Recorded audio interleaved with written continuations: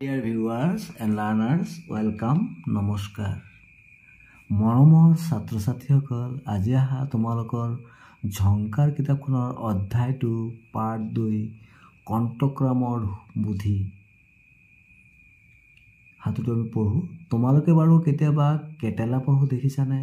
কেটেলা পহুৰ গাত দীঘল দীঘল কাঁইট থাকে, হয় নাই? কেটেলা পহুৰ দীঘল দীঘল কাঁইট থাকে। এদিন এটা কেটেলা পহুৱে তাৰ মাক দেউতাকৰ বাবে কিদৰে আহাৰ কঢ়িয়ালে শুনোৱাচোন। এদিনা তাৰ মাক দেউতাকৰ বাবে আহাৰ কঢ়িয়াই আনিছিল, সেই সাধুটো আমি এতিয়া শুনিম। তোমালোকে মনোযোগেৰে শুনিবা। আহাচোন পঢ়ো। এখন হাবিত এটা কেটেলা পহু আছিল। তাৰ নাম আছিল কণ্টক্ৰাম। এদিন তাৰ মা দেউতাকৰ অসুখ হ'ল। তেওঁলোকে তাক ফল মূল আনি দিব নোৱাৰা হ'ল। সেয়ে মাকে ক'লে, হাবিৰ সিমূৰে এজোপা নাচপতি গছ আছে, তাৰে কেইটামান খাই আগৈ যা। তাৰমানে তোমালোকে এই দফাটোত কি বুজিলা? যে এখন হাবিত এটা কেটেলা পহু আছিল, তাৰ নাম আছিল কণ্টক্ৰাম। এদিনা তাৰ মা আৰু দেউতাকৰ বেমাৰ হৈছিল, অসুখ হৈছিল। তেতিয়া মা দেউতাকে তাকতো ফল মূল আনি দিব নোৱাৰিলে। তেতিয়া মাকে কৈছিল যে হাবিৰ সিটো মূৰত এজোপা নাচপতি গছ আছে, কণ্টক্ৰামক কৈছে তুমি গৈ খাই আহাগে। এতিয়া পিছত লিখিছে, মাকৰ কথামতে সি নাচপতি খাবলৈ গ'ল। সি তলসৰা নাচপতি খাবলৈ লওঁতে তাৰ মাক দেউতাকলৈ মনত পৰিল। সি এটা বুদ্ধি পাঙিলে। এই চোৱা, নাচপতি কিবা লাগি আছে তলত।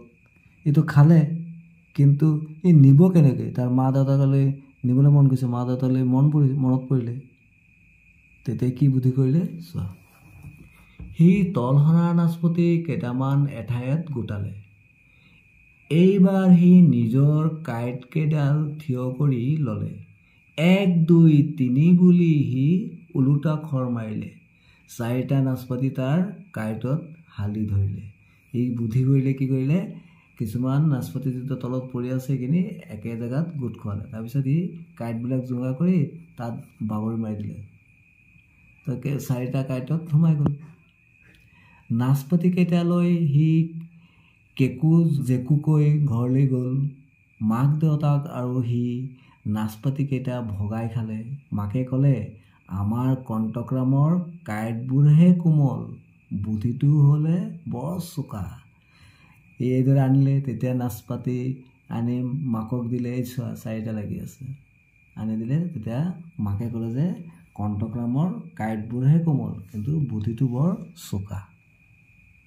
তোমালোকে সাধুটো শুনি কেনে পালা বাৰু? ইয়াত দিছে ক্ৰিয়াকলাপ। কথা পাতো আহা। কেটেলা পহুটোৰ নাম কি আছিল? আমি পাইছিলোঁ কেটেলা পহুটোৰ নাম আছিল কণ্টক্ৰাম।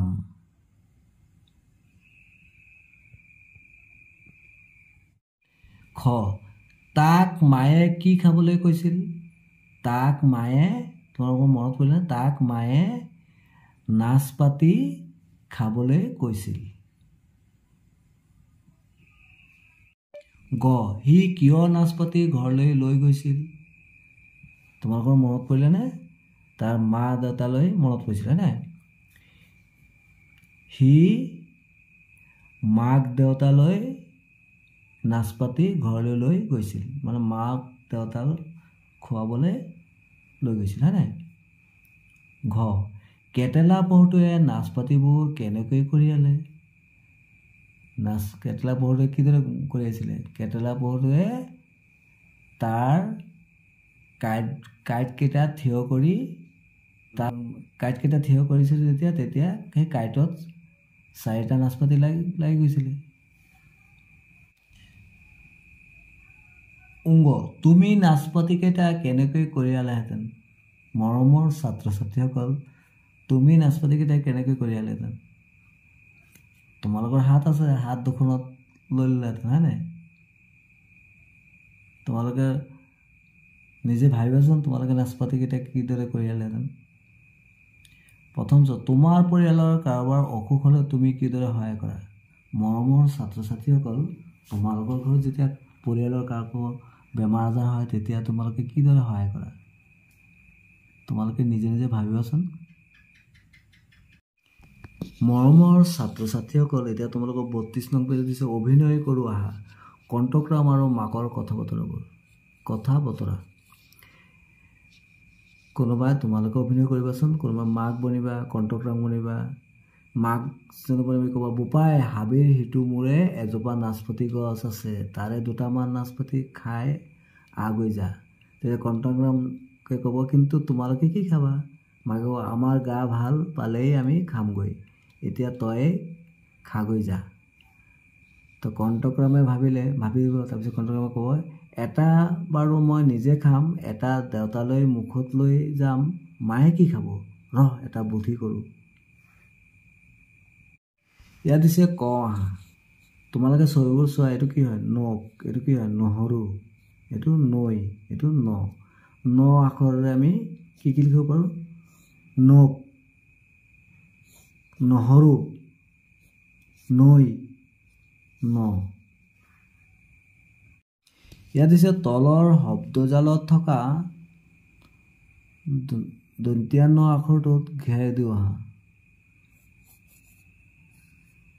ক'ত আছে ইয়াত? এইটো আছে ধানত আছে, ধান ইয়াত ন আছে, ইয়াত ঘেৰ দিব লাগিব। টানত ইয়াত আছে। নদী ইয়াত নত আছে। অনল ইয়াত আছে। নকল এইটো আছে। নয়ন এইটো আছে। নতুন ইয়াতো আছে, ইয়াতো আছে। নমন ইয়াতো আছে, ইয়াতো আছে। শুনি ক আহা। মধ্যৰ্ণ। ভোমোৰাৰ গুণ গুণ শুনা কাণ পাতি, কিনকিনীয়া বৰষুণ লৈ আনা ছাতি। ওপৰত দিয়া পদ্যভাষীৰ মধ্যৰ্ণ থকা শব্দবোৰত ঘেৰ দিওঁ আহা। ইয়াত ক'ত ঘেৰ দিব লাগিব? গুণ ইয়াত আছে, এই গুণত আছে, কাণত আছে, বৰষুণত ইয়াত আছে। এই যে শব্দৰ সৈতে ছবিবোৰ আঁচ টানি মিলাও আহা। নাও ক'ত আছে? এইটো নাও। কাণ, পাণ, নহৰু, বীণা, লিখো আহা। এইদৰে তোমালোকে লিখিবা। দন্তীয়া ন, এইটো মধ্যৰ্ণ ন।